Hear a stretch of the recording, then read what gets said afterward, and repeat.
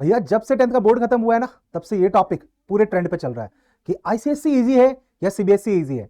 भैया 11th में अगर साइंस ले रहे हैं तो आईएससी 11th 12th करें या फिर सीबीएसई में हम कन्वर्ट हो जाए, सो दैट कि नीट और जेई की प्रिपरेशन करना आसान हो जाए।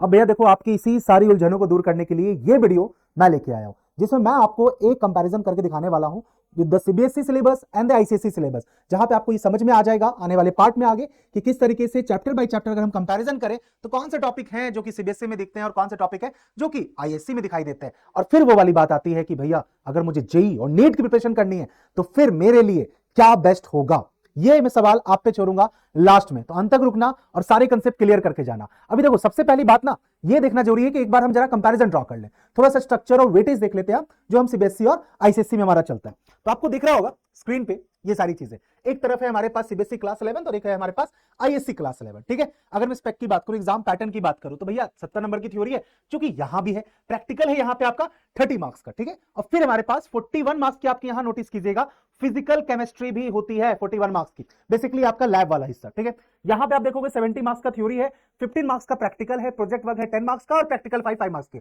ओवरऑल ये तो आपको सेम सेम दिख रहा है ना। अगर मैं यूनिट वाइज बात करूं वेटेज की, तो सीबीएसई के अंदर आपको जैसे ऑर्गेनिक केमिस्ट्री का जो वेटेज है बेटा वो 23 मार्क्स का है और इनऑर्गेनिक का 6 मार्क्स का वेटेज है। ठीक है, इसके अलावा कुछ और चैप्टर जैसे कि वॉल्यूमेट्रिक एनालिसिस 8 मार्क्स है, सॉल्ट एनालिसिस में आप आ जाओगे 8 मार्क्स, प्रोजेक्ट वर्क 4 नंबर है, वाइवा आपका 4 नंबर का। कुछ इस तरह का डिस्ट्रीब्यूशन है। दूसरी तरफ आईएससी में कोई ऐसा स्ट्रिक्ट डिवीजन नहीं होता, बट हाँ सिमिलर वेटेज है आपके जितने भी कोर टॉपिक्स है उनको लेके। ठीक है भैया, प्रैक्टिकल इवोल्यूशन की अगर मैं बात करूं तो यहां पे आपको सबसे ज्यादा जो इंपॉर्टेंट चीज है बेटा वो है टाइट्रेशन। जब आप जाओगे 11th में आप पहुंच चुके हो, जो बच्चे ये देख रहे हो, तो आपने अभी तक अगर ये वीडियो में देखा और आपने अपने लाइफ में जब आप 11th में जाओगे तो जो अभी पहुंचे हैं बच्चे उनको मुलाकात होगी टाइट्रेशन से। बिल्कुल मॉलिडिटी बेस्ड कंसेप्ट है, देखने को मिलेगा। अगर देख चुके हो तो कमेंट में करके बता देना कि कितना मजा आया टाइट्रेशन वाले एक्सपेरिमेंट करने में। ठीक है, साथ ही साथ आपके कुछ क्वालिटेटिव एनालिसिस भी और कुछ पेपर क्रोमेटोग्राफी से भी रिलेटेड है। अभी तक तो थोड़ा थोड़ा आपको क्लियर हो गया कि भैया सीबीएसई और आईसीएसई में जो पेपर का पैटर्न है वो पैटर्न में कितना डिफरेंस है। अब अगर मैं आ जाऊं कोर टॉपिक्स की, ये इंपॉर्टेंट है, इसको जरा ध्यान समझिएगा। ठीक है, कि कोर टॉपिक्स किस तरीके से वैरी करते हैं।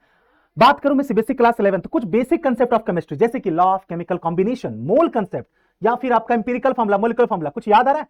ये थोड़ा थोड़ा ये तो हमने क्लास 10th में भी कवर कर लिया था। ठीक है, इसलिए मैं कहता हूं कि थोड़ा सा एडवांटेज बच्चों के पास जरूर रहता है जब वो आईसीएसई से क्लास 10th करते हैं और फिर 11th में सीबीएसई ऑप्ट करते हैं, क्योंकि कुछ टॉपिक जैसे कि मोल कंसेप्ट हो गया, इंपिरिकल फॉर्मूला, इस पे आपकी महारत पहले ही हासिल हो जाती है ना। थैंक्स में लेटर, जो बच्चे पहले ही हमारे साथ इस बैच में कवर कर चुके थे क्लास 10th के ये सारे टॉपिक, भैया अगर आप सीबीएसई में जा रहे हो तो आपको ये फायदा मिलने वाला है। ठीक है, दूसरी तरफ आईएससी में अगर आप देखो बेटा तो इसमें आपका डायमेंशनल एनालिसिस आ जाएगा, मोलरिटी के ऊपर कैलकुलेशंस आ जाएगा। ठीक है, एक थोड़ा सा और एडवांस लेवल। अब बच्चे कहेंगे कि सर सीबीएसई में भी हमारा ये सब था, मोल कंसेप्ट वगैरह, है ना? था बेटा, क्लास 9th के साइंस के चैप्टर में मोल कंसेप्ट वाले क्वेश्चंस हुआ करते थे, लेकिन पिछले 2 साल से भैया वो वाला पार्ट हटा दिया गया है, तो इसलिए एक अच्छा टॉपिक रिमूव हो गया जो आपके 11th 12th में काम आता है, जेई नीट में भी आपसे पूछा जाता है। अगर मैं बात करूं स्ट्रक्चर ऑफ एटम वाले टॉपिक की, तो यहां पे आपका Bohr's model, quantum numbers, electronic configuration देखने को मिलता है 11th क्लास में, क्योंकि हम ये सब चीजें पहले ही थोड़ी कवर कर लेते हैं क्लास 10th के अंदर। तो आईएससी क्लास 11th में आपको इसका एडवांस वर्जन जैसे कि डिटेल में द ब्रोगली हो गया, हाइंसबर्ग हो गया, है ना, एमो थ्योरी हो गई, ये आपको देखने को मिलती है। तो आपको थोड़ा थोड़ा समझ में आने लगा होगा कि एक्चुअली में आईएससी का जो क्लास 11th का केमिस्ट्री है compare to the CBSE class 11th chemistry, हम थोड़ा सा ऊपर जा रहे हैं। ऊपर क्यों जा रहे हैं? कि बहुत सारी चीजें आपने ऑलरेडी क्लास 10th में कर ली है अगर आप आईसीएसई बोर्ड से हो। ठीक है, no offence with the CBSE board भैया, उनके भी कंसेप्ट अच्छे हैं, लेकिन हाँ अगर मैं सीबीएसई और आईसीएसई क्लास 10th के कंटेंट की बात करूं तो एक अपर हैंड आपके पास होता है। ठीक है, पीरियोडिक टेबल ऑलरेडी आपका देखो, पीरियोडिक टेबल वाला चैप्टर क्लास 10th सीबीएसई में भी था, चैप्टर नंबर 5 हुआ करता था, पूरा चैप्टर रिमूव कर दिया गया। तो आज से 2-3 साल पुराने बच्चे जो है ना, उन्होंने ये चीज ऑलरेडी क्लास 10th में पढ़ी, जिसमें कि आप वही पीरियोडिक टेबल में लेफ्ट टू राइट जा रहे हो तो क्या चीजें चेंज हो रही है, टॉप टू बॉटम आ रहे हो तो क्या इंक्रीज हो रहा है, क्या डिक्रीज हो रहा है। अब ये चीज यहाँ 11th में आपको इंट्रोड्यूस कराई जाएगी जब आप सीबीएसई में हो, लेकिन वही अगर आप आईसीएसई बोर्ड से हो तो आपने क्लास 10th में ये ऑलरेडी कर लिया। तो 11th में आप क्या करोगे, थोड़ा सा और डीप जाएंगे हम पीरियोडिक प्रॉपर्टीज के अंदर, जिसमें हम डायगोनल रिलेशनशिप देखेंगे, है ना, आपका एनोमलस बिहेवियर देखेंगे। तो वही वाली बात है। नोटिस कीजिए बच्चे कि आप मोर और लेस आपको चैप्टर आपको थोड़े सेम दिख रहे हैं, बट क्योंकि सीबीएसई क्लास 10th में उन चैप्टर का थोड़ा सा कंसेप्ट आपको बिल्कुल थोड़ा कहूं या किसी किसी में कंसेप्ट ही नहीं था, तो इसीलिए आपको 11th क्लास में थोड़ा इंट्रोडक्शन देखने को मिलता है। सीबीएसई क्लास 11th उन बच्चों के लिए इजी है जो आईसीएसई क्लास 10th से जा रहे हैं, क्योंकि ये सारी चीजें आपने क्लास 10th में कवर कर ली। केमिकल बॉन्डिंग में आओ, आइकॉनिक कोवेलेंट बॉन्ड, है ना, हाइब्रिडाइजेशन हो गया, हाइड्रोजन बॉन्डिंग हो गई, ये आप सीबीएसई क्लास 11th में इंट्रोड्यूस होगा। आईसीएसई में क्लास 10th में बच्चे ऑलरेडी कर चुके हैं, तो 11th में क्या करेंगे, additional like formal charges, Fajans rules, MOT of homo molecular diatomics, ये चीजें आपको एक्स्ट्रा पढ़ने को मिल रही है। समझ में आ गई बात? सिमिलरली अगर मैं थर्मोडायनेमिक्स में जाऊंगा तो law of thermodynamics, enthalpy entropy gives free energy. हाँ, ये चीज आपने ना 9th 10th में यहां भी नहीं पढ़ी है जब आप आईसीएससी में हो। तो आईएससी में जब आप आ जाओगे तो इसमें आप थोड़ा सा और more mathematical like Born hydro cycle, thermodynamical process, इनके बारे में आप पढ़ोगे। समझ में आई बात? अच्छा, ये तो हुई भैया कि ये तो हमने बात कर ली। आप इसी तरीके से बाकी में भी कंपैरिजन करके देख सकते हो। ये पूरी की पूरी जो पीडीएफ है, ये पीडीएफ आपको कहां मिलेगी? मैं डिस्क्रिप्शन में टेलीग्राम चैनल का लिंक दे दूंगा, आपको वो ज्वाइन कर लेना, ठीक है? वहां पे आपको ये पीडीएफ मिल जाएगी। अगर आपको पीडीएफ नहीं मिल रही है तो एक बार कमेंट सेक्शन में पिन कर देना कि भैया आई नीड दिस पीडीएफ, मैं आपके साथ लिंक शेयर कर दूंगा, ठीक है? जहां पे मैंने ये पूरा आपको कंपैरिजन करके दिखाया हुआ। उसी तरीके से रिडॉक्स में, ऑर्गेनिक केमिस्ट्री में, हाइड्रोकार्बन में। अब देखो जैसा हाइड्रोकार्बन, ये फैमिली आपने क्लास 10th में कर लिया ना। सीबीएसई में क्लास 11th में देखने को मिलेगा अल्केन्स, अल्कीन्स, अल्काइंस, ठीक है? बेंजीन वाला पार्ट आपने ज्यादा कवर नहीं किया था, बट यहां देखने को मिलेगा। अब ऐसा नहीं है कि बेटा कि सीबीएसई के क्लास 10th के स्टूडेंट ये नहीं करते, जो बच्चे सीबीएसई से, आप लोगों ने भी ये किया है ना?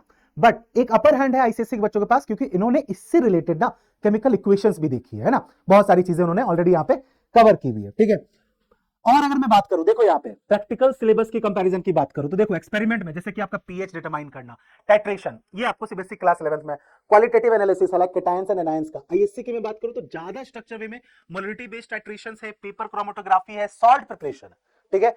टेक्निक की बात करूं तो बेसिक लैब टेक्निक जैसे कि क्रिस्टलाइजेशन, बॉइलिंग, मेल्टिंग पॉइंट, ये आ जाता है आपका सीबीएसई क्लास 11 में। दूसरी तरफ आईएससी के क्लास 11 में एडवांस जैसे कि पोटास, एलम या फिर more salt preparation, RF value calculation, ये वाला पार्ट आ जाता है, ठीक है? प्रोजेक्ट वर्क आपको यहां देखने को मिलेगा, जैसे वाटर टेस्टिंग हो सकती है, फूड एडल्ट्रेशन के ऊपर है, जो कि जेनरिक टॉपिक है, जेनरिक यानी कॉमन वाले टॉपिक। लेकिन आईएससी क्लास 11 में बेटा यहां पे आपको प्रोजेक्ट वर्क थोड़ा डिटेल मिलेगा, लाइक क्रोमेटोग्राफी सेपरेशन। जिनको नहीं पता, क्रोमेटोग्राफी वो मेथड है जिसका इस्तेमाल किया जाता है मेडिकल साइंस की फील्ड में। जैसे कि कोई चीज, कोई लोग अगर पॉइजन कंज्यूम कर ले जाते हैं तो ब्लड से पॉइजन रिमूव करने में इसी मेथड का इस्तेमाल होता है। अब जो बच्चे सीबीएसई वाले हैं उन्होंने क्रोमेटोग्राफी के बारे में थोड़ा सा ओवरव्यू ले लिया था जब वो क्लास 9th में, क्लास 9th में था तो चैप्टर जिसमें हम सॉल्यूशंस वाले बारे में पढ़ते हैं वहां पर ओवरव्यू मिल जाता है, बट नॉट इन डिटेल। यहाँ पे आपको डिटेल में जैसे बताया जाएगा कि किस तरह से क्रोमेटोग्राफी कराई जाती है, आपको प्रोजेक्ट वर्क भी दिया जाएगा, ठीक है? अब यहाँ थोड़ा थोड़ा आपके दिमाग के धागे खुल चुके होंगे, थोड़ा सा कंपैरिजन आपको समझ में आ गया होगा कि आपके पास एक अपर हैंड है अगर आप सीबीएसई जंप कर रहे हो फ्रॉम द आईसीएसई, तो बहुत चीजें आप लोगों ने क्लास 10th में कवर कर ली। की डिफरेंस की बात करूं तो ऑब्वियस सी बात है कि आईसीएसई जो है आपका वो थोड़ा सा ज्यादा डीपर जाएगा मैथमेटिकल डेरिवेशंस की तरफ, ठीक है? जैसे कि आपका बोर्न हैवर साइकिल हो गया, एमओ थ्योरी होगी, ठीक है? सीबीएसई फोकस करेगा ज्यादा ज्यादा कंसेप्चुअल क्लैरिटी के ऊपर, क्योंकि देखो यहाँ पे जो बच्चे ना, जो बच्चे सीबीएसई से ही मूव कर रहे हैं, उनके पास बेस तो है बट उतना डीप नहीं गए हैं वो क्लास 9th एंड 10th में। 9th में थोड़ा गए थे, 10th में थोड़ा और कम हुए, क्योंकि बहुत सारे चैप्टर जो अच्छे अच्छे चैप्टर थे वो ऑलरेडी हटा दिए गए, उनके सिलेबस में रिड्यूस कर दिए गए आफ्टर द कोविड, ठीक है? तो इसीलिए कंसेप्चुअल क्लैरिटी वहां जरूरी है, तो उनको थोड़ा सा डेप्थ में ले जाना जरूरी है। बट आप आईसीएसई से हो तो आपके पास अपर हैंड होता है, क्योंकि यहां वाली चीजों का बहुत अच्छे तरीके से कवर कर लोगे, क्योंकि आपने इसके बारे में ऑलरेडी क्लास 10th में बहुत सारा पढ़ लिया होता है, ठीक है? और आप जब आईएससी में जाओगे तो वहां पे आपको मैथमेटिकल डेरिवेशंस की तरफ ध्यान दिया जाएगा। ऑर्गेनिक केमिस्ट्री की बात करें तो आईएससी इंक्लूड करता है स्टीरियोकेमिस्ट्री, जिसमें कि optical isomerism, DL configurations. CBSE आपका बेसिक आईयूपीएसी और इलेक्ट्रॉनिक इफेक्ट्स तक रह जाता है, ठीक है? इलेक्ट्रिक इफेक्ट था जब हम ऑर्गेनिक केमिस्ट्री की बात करें सीबीएसई और आईसीएसई में, ठीक है? प्रैक्टिकल की बात करें तो आईएससी मैंडेट करता है कि स्पेसिफिक एक्सपेरिमेंट जैसे कि क्रोमेटोग्राफी, मोलरिटी टाइट्रेशन, ये जरूर होने चाहिए। सीबीएसई अलाउ करता है flexibility in the project topic, क्योंकि फिक्स नहीं है, ठीक है? ये स्कूल टू स्कूल डिफर करता है कि वो कौन से प्रोजेक्ट टॉपिक को सिलेक्ट करते हैं, ठीक है भैया? ये वाली बात समझ में आ गई। एग्जाम की अगर मैं बात करूं तो नो डाउट आईसीएसई में ज्यादा स्ट्रिक्ट प्रैक्टिकल इवोल्यूशन होता है, ज्यादा बेहतर तरीके से, ज्यादा स्ट्रिक्ट तरीके से आपका एसी में एवोल्यूशन होता है, जैसे कि आपका कंसंट्रेटेड टाइट्रेशंस वैल्यू, टाइट्रेशंस में निकालना, ये वाली बात। सीबीएसई की बात करूं तो सीबीएसई क्या करता है, थ्योरी 70% है और प्रैक्टिकल 30% है।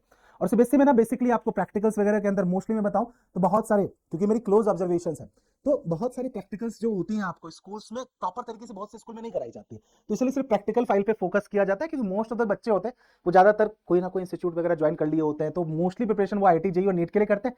प्रैक्टिकल फाइल सिर्फ नाम मात्र होता है, बट आईसीएसई में उस पर फोकस कराया जाता है, ठीक है? अब आता है कुछ कॉमन टॉपिक या ओवरलैपिंग, जैसे कि मोल concept, periodic trends, chemical bonding, thermodynamics, hydrocarbons, है ना, टाइट्रेशन, क्वालिटेटिव एनालिसिस। बेटा ये वो टॉपिक हैं जो कि दोनों में देखने को मिलेंगे, ठीक है? यूनिक की बात करूं कि आईसीएसई में यूनिक क्या है, जैसे कि फॉर्मल चार्ज का टॉपिक है, फजान रूल है, एमओटी एप्लीकेशंस है ना, आपका एडवांस स्टीरियोकेमिस्ट्री हो गई जिसमें आप नॉर्मेलिटी, मोलैलिटी, ठीक है? या फिर हम मैकेनिस्टिक्स ऑर्गेनिक केमिस्ट्री की बात करें जिसमें हम S1S2 रिएक्शन, E1E2 रिएक्शंस पढ़ोगे आप। मैं आपको ये नहीं बताने आया हूं कि ये S1S2 रिएक्शन होते क्या, वो तो आप धीरे धीरे केमिस्ट्री में पढ़ोगे, ठीक है? लेकिन बात ये है, ये यूनिकनेस है। सीबीएसई की बात करूं बेटा तो इसमें आपको जैसे बायोमोलिक्यूल, जो कि क्लास 12 में इंक्लूड हो रहा है, बट इसका इंट्रोडक्शन आपको क्लास 11th में ऑलरेडी मिल जाएगा, ठीक है, जिसमें आप पॉलीथीन हो गया या फिर आपके प्लास्टिक्स हो गए उनके बारे में आप पढ़ोगे, या फिर जो आपका प्रोजेक्ट का टॉपिक है वो थोड़ा ब्रॉडर होता है, जैसे फॉर्मिंग कैपेसिटी ऑफ सोप, इन सब चीजों के बारे में। तो ये बात आ जाती है आपकी यूनिकनेस ऑफ सीबीएसई। कंक्लूजन यही है कि आईएससी जो है थोड़ा सा ज्यादा रिग्रेस है कंपेयर टू द सीबीएसई, ज्यादा डिटेल में आपकी थ्योरी है, ज्यादा स्ट्रक्चर तरीके से आपके प्रैक्टिकल है।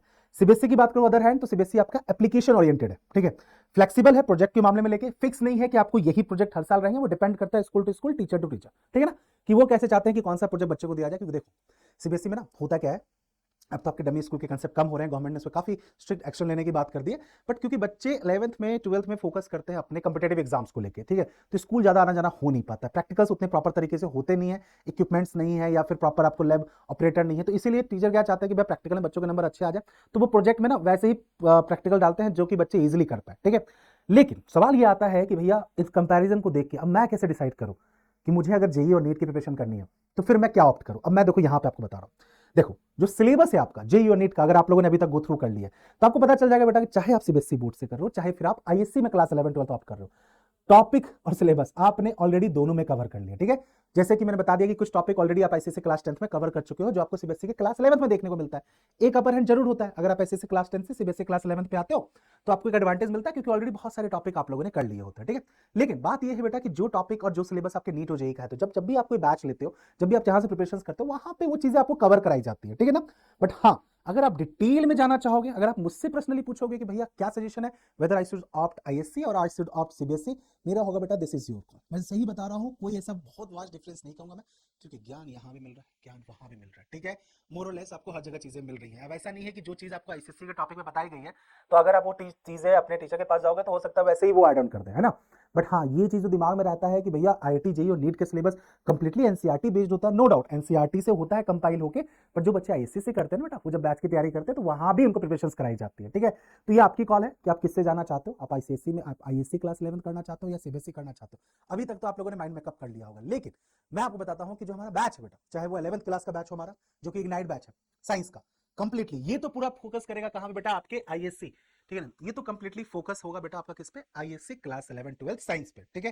ये जो टीम आपको दिखाई दे रही है ना, ये पूरी की पूरी टीम आपको आईएससी के पॉइंट ऑफ व्यू से, यानी कि जो आपके एकेडमिक पॉइंट ऑफ व्यू, आपके स्कूल के यूटी है, मिड टर्म्स है, उनके पॉइंट ऑफ व्यू से आपका जो 12th का बोर्ड है उस हिसाब से आपकी तैयारी होगी, ठीक है। लेकिन अगर आप जेईई और नीट की तैयारी कर रहे हो तो आपके लिए फिर ये वाले बैचेस है, आप जाके ज्वाइन कर सकते हो, सबके कूपन्स आपको इंक्लूडेड हैं डिस्क्रिप्शन में, कोड उसमें लगे हुए हैं, आपको कुछ नहीं करना है। जिस दिन भी आप ये वीडियो देख रहे हो बेटा, तब तक अगर ये बैच का ऑफर, जो भी बैच का ऑफर चल रहा हो, क्योंकि मैंने कहा कि टाइम के साथ बैच के ऑफर चेंज हो रहे हैं, ठीक है, 60% था, फिर आज जब ये वीडियो रिकॉर्ड कर रहा हूं तब वो 50% हो गया, धीरे धीरे ये आपका ऑफर कम होगा, लेकिन जिस दिन भी आप देख रहे हो आप उस लिंक पे क्लिक करोगे, आप जाके वो बैच एक्सेस कर सकते हो। एंड सबसे इंपॉर्टेंट, ये इग्नाइट बैच है for the ISC class 11th and 12th science के बच्चों के लिए, ठीक है।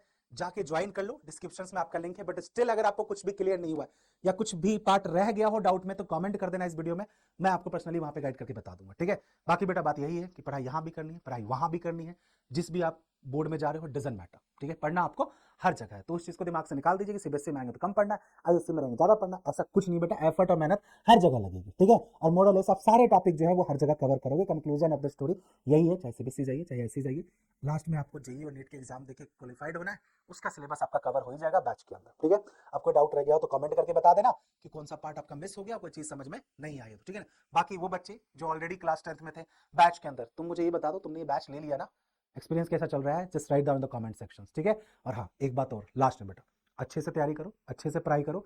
जब भी ये वीडियो देख रहे हो, जिस भी स्टेज पे देख रहे हो, मुझे जरूर ये जान के खुशी होगी कमेंट सेक्शन के थ्रू कि आपकी तैयारी कैसी चल रही है 11th एंड 12th की। Thank you so much.